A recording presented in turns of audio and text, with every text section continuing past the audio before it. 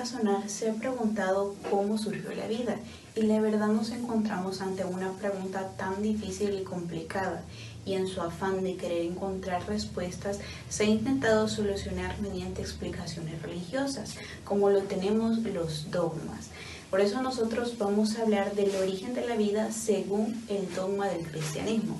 El cristianismo es un dogma que se fundamenta en la doctrina de Dios predicada por Jesucristo, establecida en los libros sagrados, que es la Biblia, y enseñada en la Iglesia Católica. Específicamente en el libro de Génesis capítulo 1 es donde encontramos la creación realizada por Dios, donde inicia: en el principio Dios creó los cielos y la tierra, y nos representa los primeros 6 días de la creación de Dios en el siguiente orden. En el día 1 Dios creó la noche y el día, y dijo Dios: sea la luz, y fue la luz, y vio Dios que la luz era buena. Y separó Dios la luz de las tinieblas, y llamó Dios a la luz día, y a las tinieblas llamó noche. En el día 2, Dios creó el cielo y la tierra. En este día fue la creación del cielo, pero esta vez se refiere al firmamento que conocemos y que vemos todos los días. En este entonces el cielo solo era una barrera para mantener separadas el agua que tenemos en la tierra con la que se encuentra en el cielo. En el día número 3, Dios creó la vegetación. Aquí fue el momento en el cual Dios creó la tierra seca. Es entonces cuando los continentes y todo lo que es tierra seca fue creado. El Creador le dio el nombre de mares a las aguas que estaban concentradas en grandes cantidades, y a lo que estaba seco llamó tierra. En el día número 4, este fue en el día que Dios usó para crear todos los cuerpos celestes que podemos ver hoy. Las estrellas, los planetas, cometas y todo lo demás que existe en el cielo fue creado el 4º día.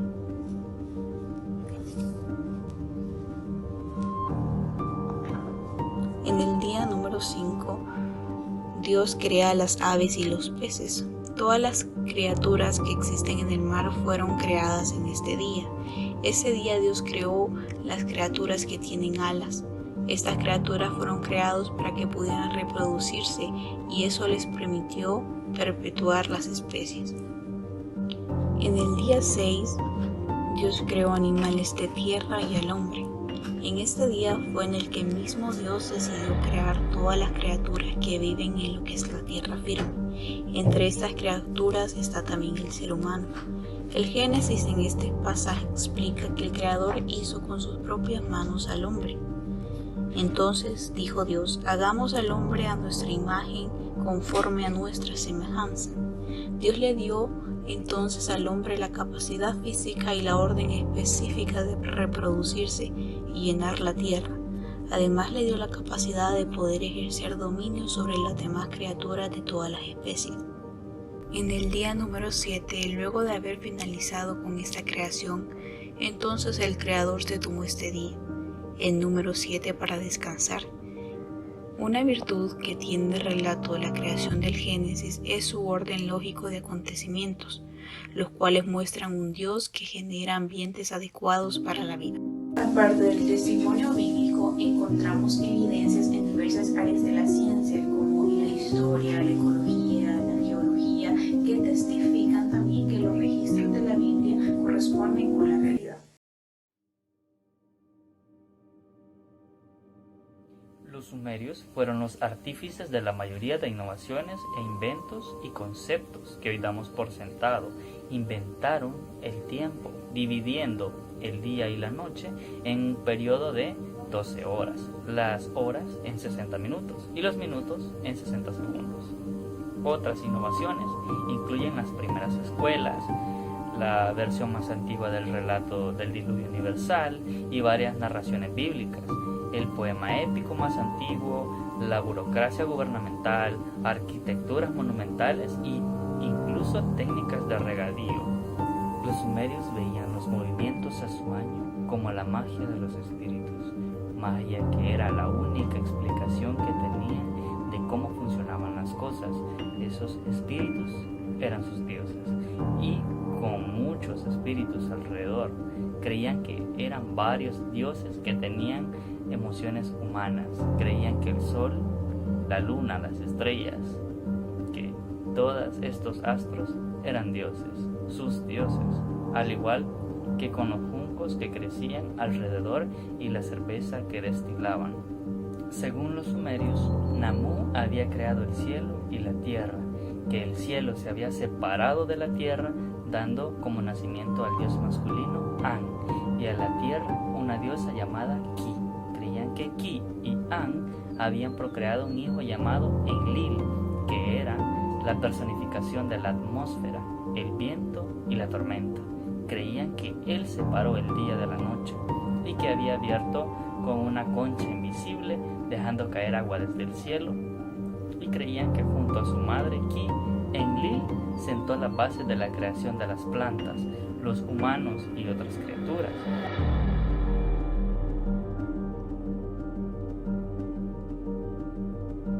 Enki era hijo del gran soberano de Nibiru, Anu. Desde el principio su existencia estuvo marcada por la rivalidad con su hermano Enlil. Enki era el primogénito y por ello se creía merecedor de heredar el trono de Anu. Sin embargo, por ser hijo de la concubina Nanu, la herencia se inclinó a favor de Enlil, hijo de la esposa oficial del soberano. Este hecho fue el inicio de una cruenta rivalidad entre ambos. Sin embargo, Enki era un sabio pacifista, excelente orador, prudente, metódico, al que le gustaba solucionar los problemas por la vía amistosa. La violencia era una opción a la que nunca recurría.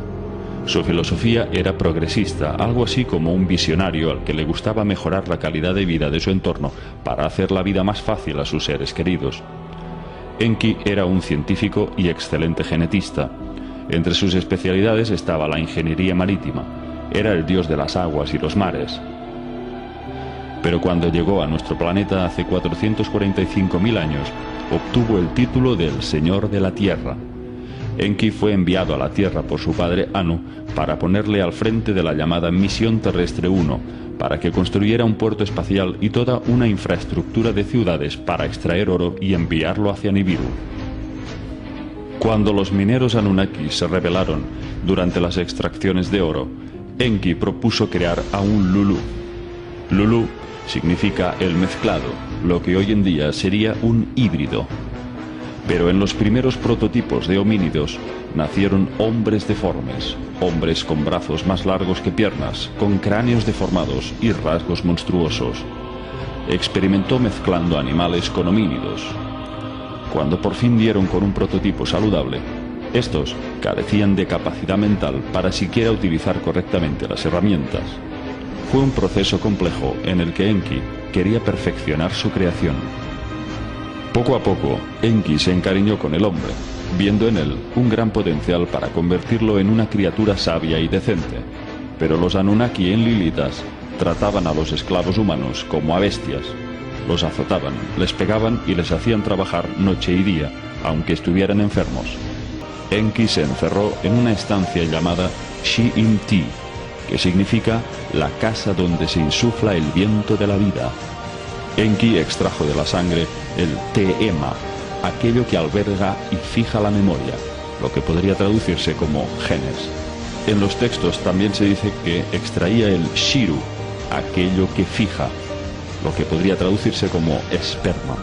Mientras creaban al nuevo espécimen, Ninhursag dijo: «Cuán bueno o malo es el cuerpo de un hombre.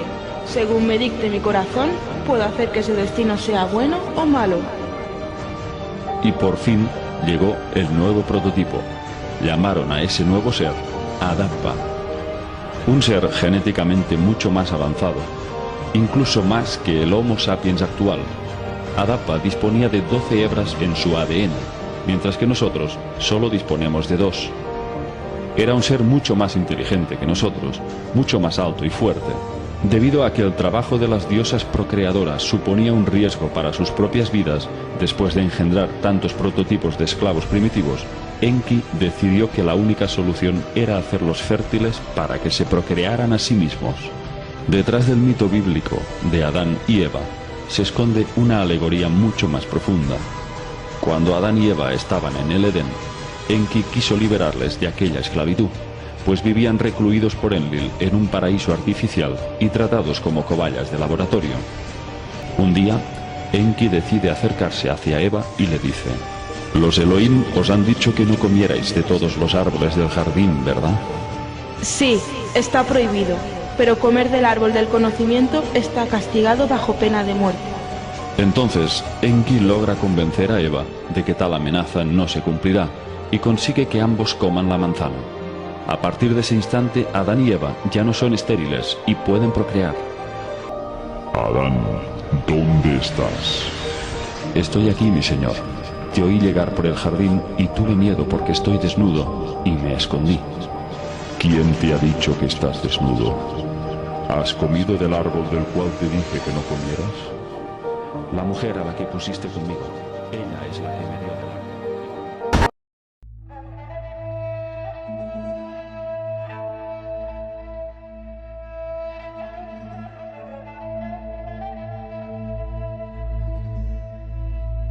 أعوذ بالله من الشيطان الرجيم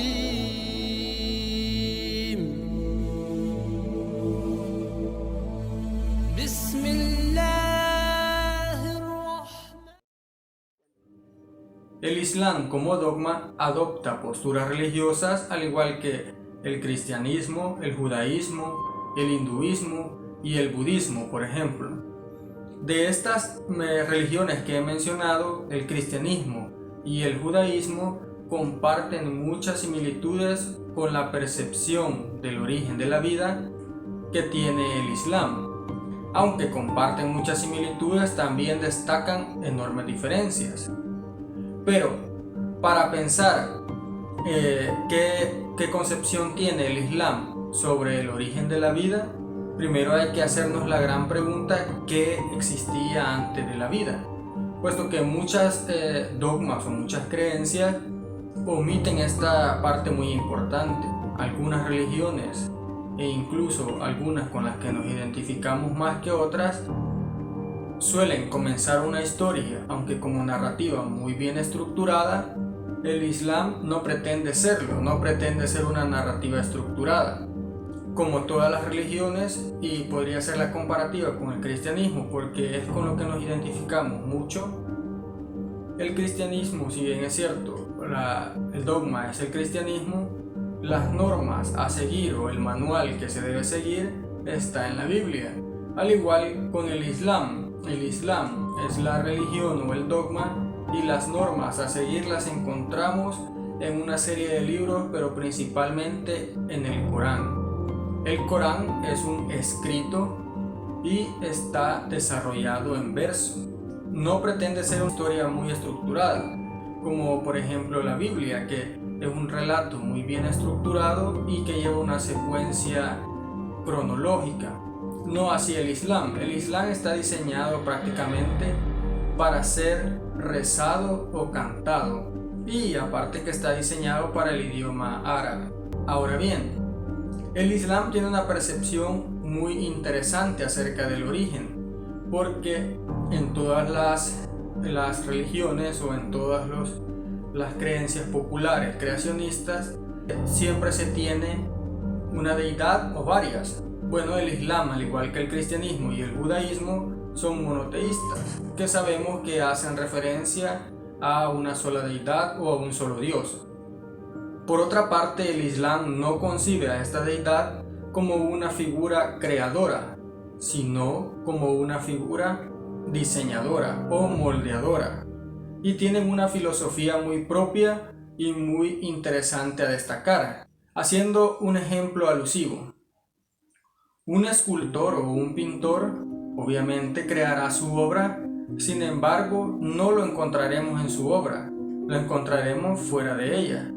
Pueda que dicho pintor exprese sus sentimientos, sus ideas o incluso su forma de ser en su obra, pero no se le encuentra dentro de ella.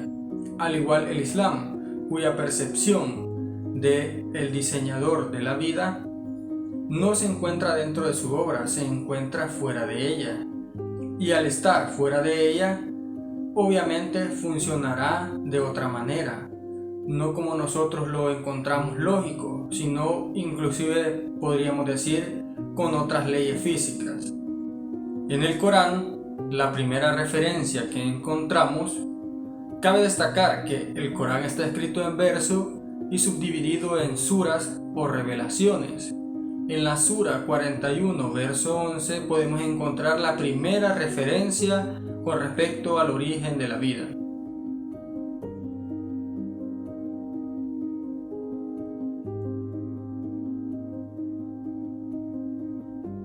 Luego este verso se fundamenta con el verso 30 de la sura 21.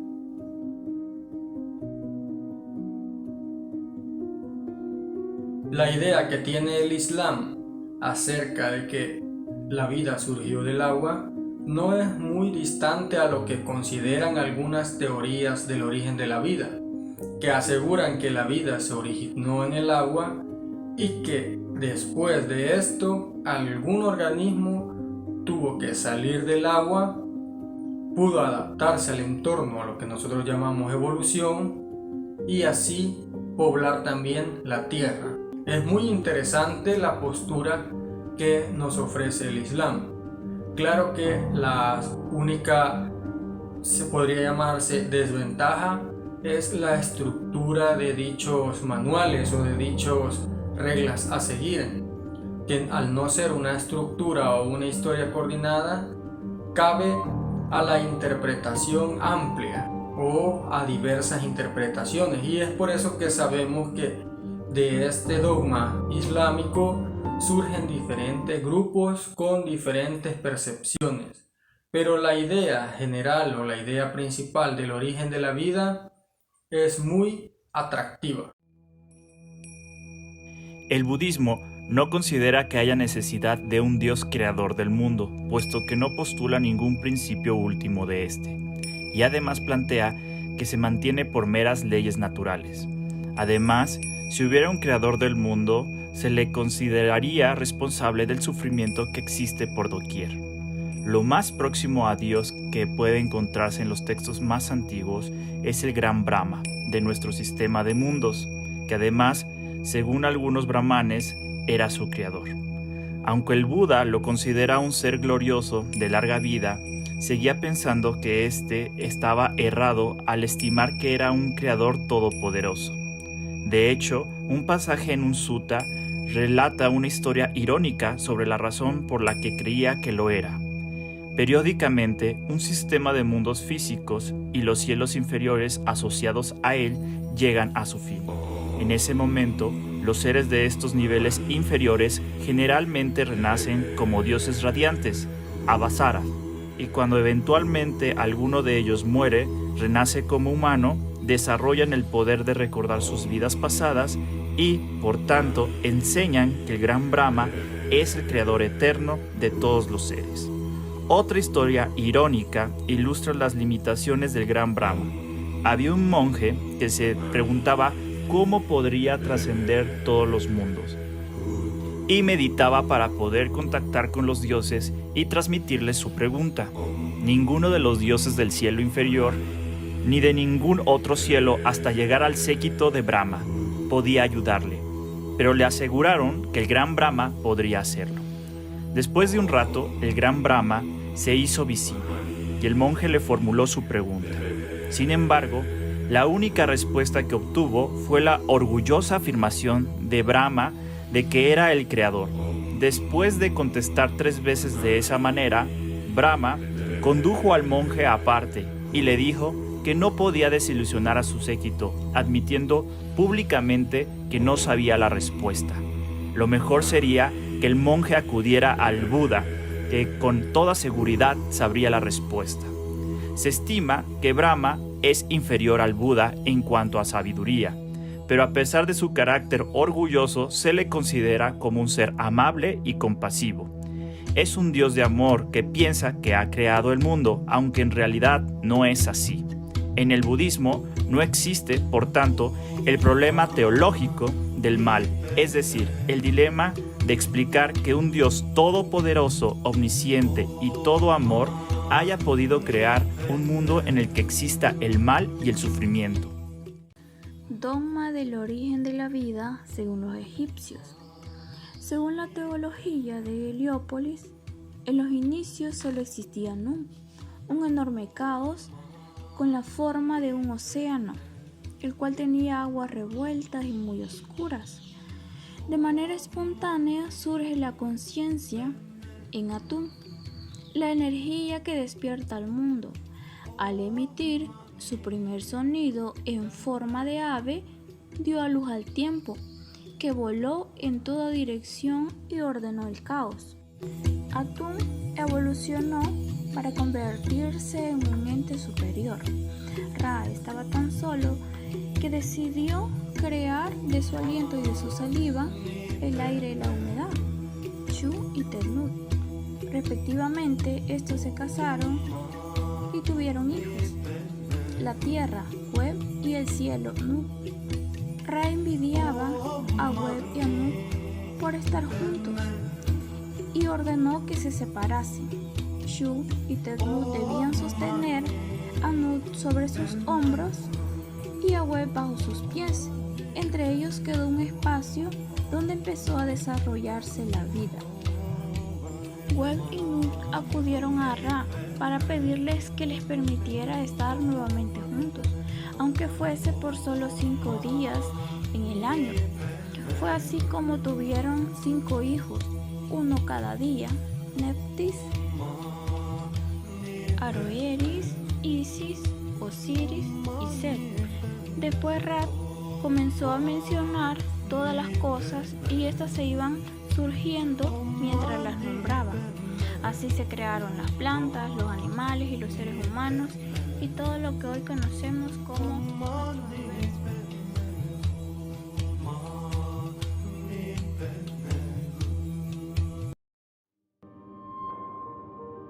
El hinduismo tiene 3 mitos principales sobre la creación. El primero es el dios despedazado. Un gigante muere y a partir de su muerte se crea el universo. El segundo mito es el huevo cósmico. A partir de ese huevo emanó el universo. Y el tercer mito es la flor de loto de Brahma. Brahma es la entidad creadora, es la mente que concibe el universo. Y todo lo hace a nivel mental. Como diría bien el Kybalión, el mentalismo es el primer principio del universo.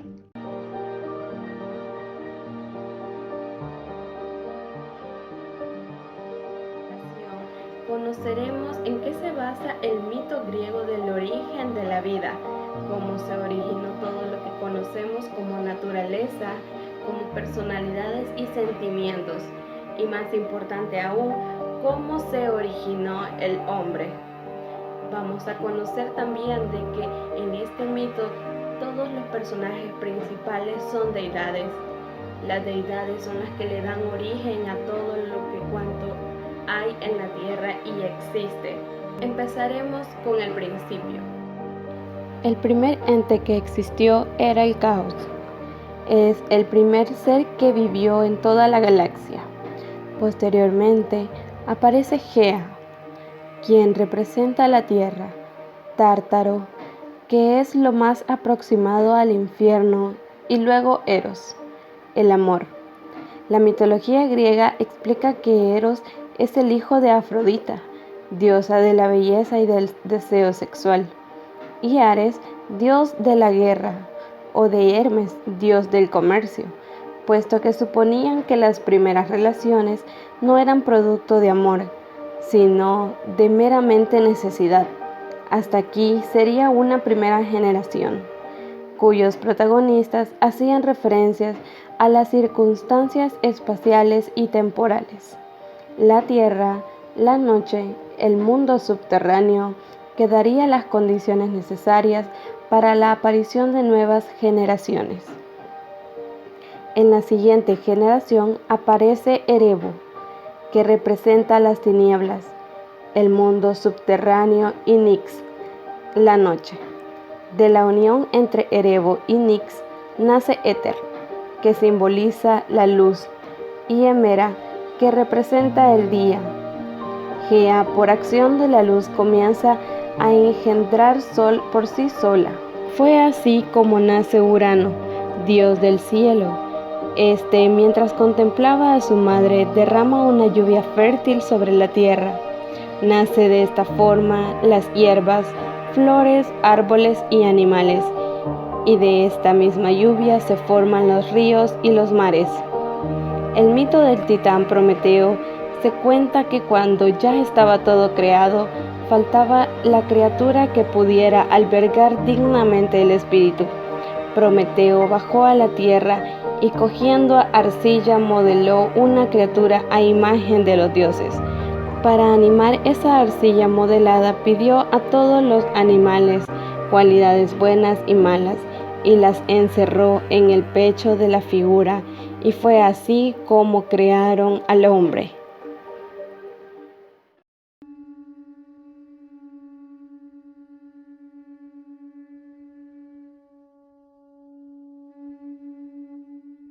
Mito del origen de la vida según el Popol Vuh. He aquí, pues, el principio de cuando se dispuso hacer el hombre, y cuando se buscó lo que debía entrar en la carne del hombre. Y dijeron los progenitores, los creadores y formadores, que se llaman Tepehú y Cucuzmán: ha llegado el tiempo del amanecer, de que se termine la obra, y que aparezcan los que nos han de sustentar y nutrir, los hijos esclarecidos, los vallazos civilizados, que aparezca el hombre, la humanidad, sobre la superficie de la tierra. Así dijeron. Se juntaron, llegaron y celebraron consejo en la oscuridad y en la noche. Luego buscaron y discutieron, y aquí reflexionaron y pensaron. De esta manera salieron a la luz claramente sus decisiones y encontraron y descubrieron lo que debía entrar en la carne del hombre. Poco faltaba para que el sol, la luna y las estrellas aparecieran. Sobre los creadores y formadores de Paxil de Cayala, así llamados, vinieron las mazorcas de maíz amarillo y las mazorcas de maíz blanco. La primera parte del Popol Vuh nos narra sobre la creación del mundo y se nos cuenta que los dioses son los encargados de crear los valles, las montañas, las plantas y los animales, pero también crear a seres vivos que se encargan de venerarlos, y por eso empiezan con la hazaña de crear seres que sean capaces de tener esa capacidad de entrega. Crean a 4 seres vivos diferentes. Animales de 4 patas y aves. Se dan cuenta de que no tienen la capacidad de hablar, así que prueban con otra creación. Es por eso de que crean la criatura de barro, seres hechos de barro, pero también fracasan en su intento, porque se deshace cuando llueven. Hombres de madera son seres que no tienen la capacidad de venerar a Dios, por lo tanto tampoco les sirve. Los descendientes de estos hombres de madera serán los monos, seres humanos. Los seres humanos de hoy en día los crearon en sus 4 intentos. Son hombres que procedían del maíz y eran capaces de venerar a los dioses y de cumplir sus obligaciones.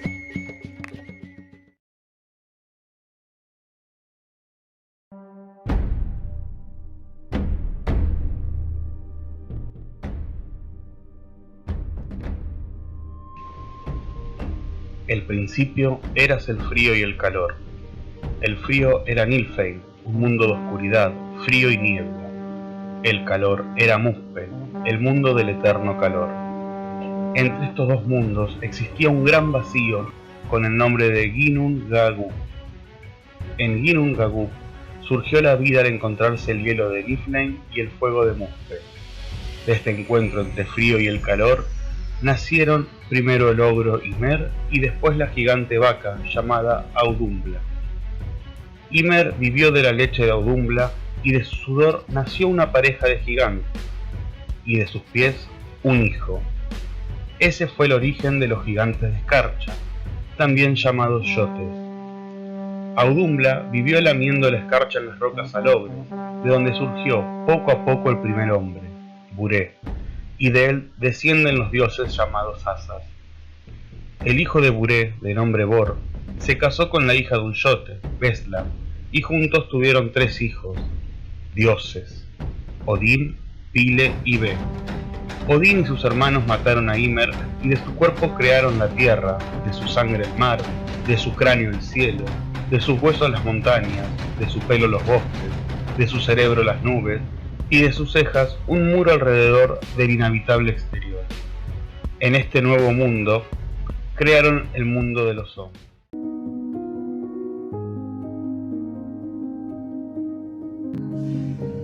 La generación espontánea, llamada también abiogénesis, afirma que la vida puede surgir a partir de la materia inerte. Es una creencia antigua muy arraigada, ya que en observaciones superficiales pareciera que algunas formas de vida surgen de manera espontánea en donde hay restos de animales o vegetales en descomposición. Por ejemplo, en la antigüedad, Tales de Mileto, Anaximandro y Demócrito consideraban que la vida podía surgir del lodo. A su vez, Aristóteles postuló un origen espontáneo para gusanos, insectos, cangrejos y peces a partir de rocío, suelos húmedos y agua de mar.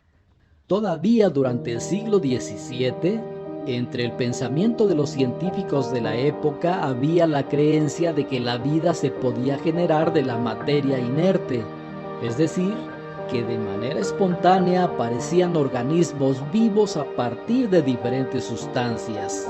Por ejemplo, en 1620, Van Helmont afirmaba que si en una habitación húmeda y oscura se colocaba ropa impregnada de sudor junto con semillas de trigo en un recipiente de boca ancha, el olor penetraría a través de las cáscaras de trigo y después de 21 días las semillas se transformarían en ratones. En 1668, Redi cuestionó la teoría de la generación espontánea. En aquella época, entre las creencias generales se consideraba que, por ejemplo, los gusanos se formaban de la carne en descomposición, como parecía a simple vista. Sin embargo, al realizar observaciones más cuidadosas, Redi se percató de que los gusanos aparecían en la carne días después de que las moscas se posaban en ella, por lo cual dedujo que los gusanos eran larvas de esos insectos que previamente habían depositado ahí sus huevos, y realizó un experimento que le dio la razón. Redi puso carne en 2 frascos. La boca de uno de ellos permaneció abierta y la boca del otro fue cubierta con gasa, que permitía el paso de aire, pero no de moscas. Días después, la carne del frasco desprotegido tenía gusanos, mientras que la carne del frasco protegido con gasa no los tenía. Además, sobre la gasa se encontraban huevecillos de las moscas que no pudieron atravesarla. Con este experimento, Redi demostró que los organismos inferiores como las larvas y los gusanos no surgían de los alimentos en descomposición, sino que otros organismos los llevaban hasta ahí. Redi concluyó que la vida se origina de vida preexistente, idea que se conoce como biogénesis. En 1908, Arrhenius propuso la teoría de la panspermia, en donde considera que la vida en la Tierra podría haber tenido un origen extraterrestre. Sugirió que la luz de las estrellas podía capturar esporas, las transportaba a través del espacio y así habían llegado a la Tierra, en donde evolucionaron. Sin embargo, su idea fue progresivamente abandonada cuando Paul Becquerel demostró que esas esporas serían destruidas por las radiaciones de alta energía, las bajas temperaturas y el vacío casi absoluto del espacio. No obstante, en la década de 1960, el análisis químico de un meteorito apoyó una variante de esa misma teoría, la litopanspermia, según la cual la vida podría haber viajado protegida en el interior de meteoritos y llegado a nuestro planeta desde el espacio. El meteorito contenía diversos aminoácidos, hidrocarburos, bases nitrogenadas y otros compuestos. De hecho, en 1969 quedó demostrada la supervivencia microbiana en el espacio cuando la nave Apolo 12 trajo desde la Luna los restos de la sonda Surveyor 3 enviada allá en 1967. La sonda contenía colonias de bacterias que habían sobrevivido al viaje de ida y regreso, recurriendo a piezas de caucho como fuente de energía. Sin embargo, la panspermia no resuelve el origen de la vida, solamente lo traslada fuera del planeta.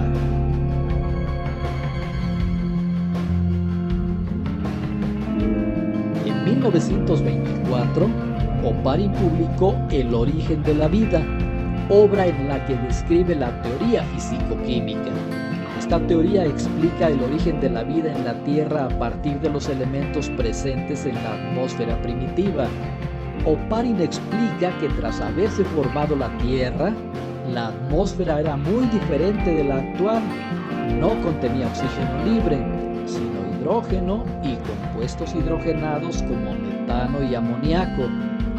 La luz solar, los rayos y las fuentes de calor, como volcanes y materiales radiactivos, pudieron haber hecho reaccionar estos compuestos, produciendo otros más complejos, que al interactuar con los minerales en los océanos primitivos, habían dado origen a gotas coloidales, a las que llamó coacervados, ricas en polímeros, como proteínas y ácidos nucleicos, de las que posteriormente surgieron las primeras células.